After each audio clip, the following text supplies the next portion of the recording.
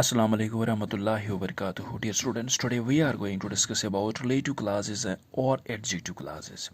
First, look at the note. First comes the noun, then the pronoun with the part of pronoun, and lastly the remaining part may comes first before noun or at the end of the sentence. It depends upon the format of a sentence.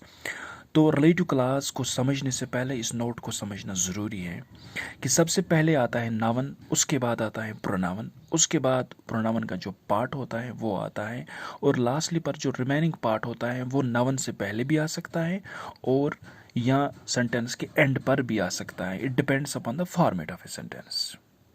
You know. Here are some of the examples. Look at them one by one. The first example is here. I know the man. This is a class. This is a simple sentence. He teaches you English. This is in another class. इन दो classes को मिलाना है with the help of a relative pronoun. Rule के हिसाब से इसके चार parts हैं. First comes the noun, then the pronoun, then the part of a pronoun, and the remaining part it may come before the noun or at the end of the sentence, as I told you above. I know the man, he teaches you English. यहाँ पे noun ढूंढना है. The man is the noun. तो यहाँ पे क्या आएगा? I know the man, पहले noun. उसके बाद pronoun यहाँ पे he है, the man के लिए इस्तेमाल किया गया, तो he को हम रिप्लेस करेंगे who से. Okay. I know the man who. अब इसका जो पार्ट है, प्रोनाउन का पार्ट टीचर्स यू इंग्लिश, ये आएगा. I know the man who teachers you English. अब जो रिमेनिंग पार्ट बचा, fourth part, this the first part, the noun is the first part, pronoun he replaces by who, second part. अब इसका जो teachers you English third part, fourth part जो है वो पहले आया. आई नो, ये पहले भी आ सकता है, नाउन से पहले भी आ सकता है और एट द एंड भी आ सकता है. Depends upon the format of a sentence. तो पूरा सेंटेंस क्या है? I know the man who teaches you English. Next example जो यहाँ पे है, the man is very intelligent, he is a scientist. The man is very intelligent, he is a scientist. तो यहाँ पे नाउन पहले आएगा द मैन, नाउन के बाद आता है प्रोनाउन. यहाँ पे प्रोनाउन हु है, या फिर एक बार रिप्लेस होगा हु से.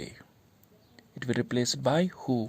The man who is a scientist, the man who is a scientist is very intelligent, is very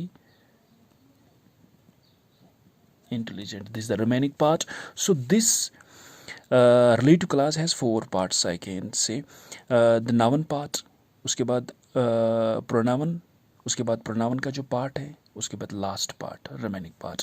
it may come at the before the noun or at the end of the sentence. The man who is a scientist is very intelligent. Next, the boy is very poor, I gave him 1000 rupees. I gave him 1000 rupees. यहाँ पर जो possessive है, possessive pronoun him, ये replace होगा whom से, जिसको. तो पहले नाउन आएगा द बॉय, द बॉय, उसके बाद प्रोनाउन हिम रिप्लेस होगा होम से. द बॉय, होम, इसका पार्ट, प्रोनाउन का जो पार्ट है, होम आई गेव 1000 रुपीज. अब जो रिमेनिंग पार्ट बचा, is very poor, is very poor. Next, the car runs very fast, I bought it from Delhi. The car runs very fast, I bought it from Delhi. इसमें जो noun है वो है the car. तो पहले क्या आएगा? Noun part, the car. I bought it, यहाँ पे it है, it को हम रिप्लेस करेंगे which से. It's about car thing. The car which. अब इसका जो पार्ट है, प्रोनाउन का पार्ट, वो लिखेंगे विच आई बॉट फ्रॉम दिल्ली. अब रिमेनिंग पार्ट बचा runs very fast, runs very fast. Next example यहाँ पे है, the man is my uncle, his shirt is blue. तो यहाँ पे द मैन जो है ये नाउन है, तो पहले नाउन लिखेंगे द मैन, उसके बाद प्रोनाउन ढूंढेंगे यहाँ पे हिज. ओके, हिज रिप्लेस होगा हुज, जिसकी, whose.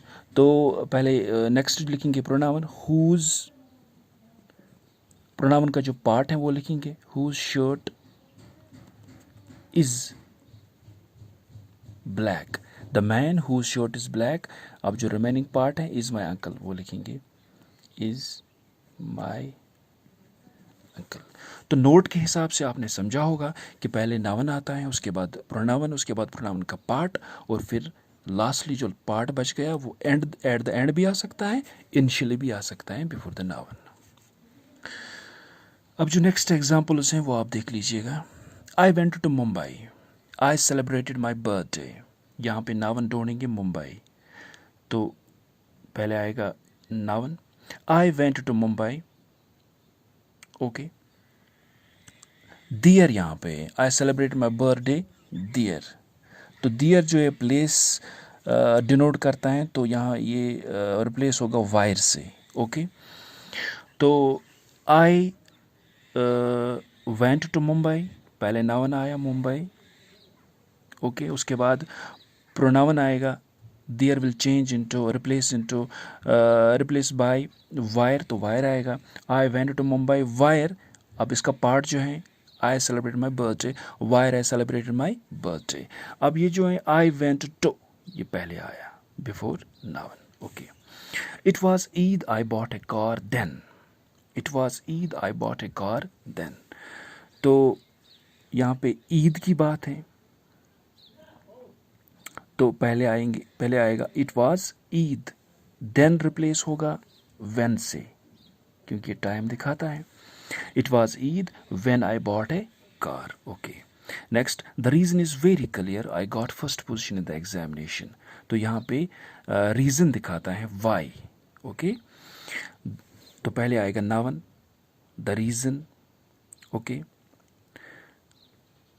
Y, the reason why I got first position in the examination is very clear. Noun पहले, उसके बाद प्रोनाउन, उसके बाद प्रोनाउन का जो पार्ट है वो आएगा, और लास्टली पर जो रिमेनिंग पार्ट बचा है वो लिखेंगे, यहाँ पे वो लास्ट पे आया, okay.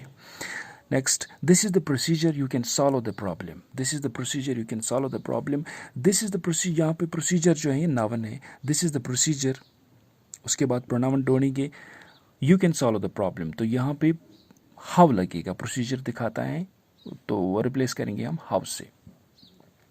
This is the procedure how, उसके बाद remaining part of the pronoun how you can solve the problem, okay. Next, the pen is mine, it is on the table, the pen is mine, it's on the table, तो यहाँ पर noun जो है वो है the pen, उसके बाद pronoun आएगा, यहाँ पे इट रिप्लेस होगा विच से, क्योंकि it's about table, it's about thing, तो यहाँ पे विच लगेगा। The pen is mine, it's on the table, the pen which is on the table is mine, which is on the table is mine. तो हम इस adjective clause जो बीच में आता है इसको हमने इन कॉमा से क्लोज किया, okay. The pen which is on the table is mine, remaining part जो है यहाँ पर भी एट द एंड आया। आई होप आपने इसको समझ लिया होगा। इंशाल्लाह see you on tomorrow with the next part of it. Till then good bye, अल्लाह हाफिज, take care, have a nice day.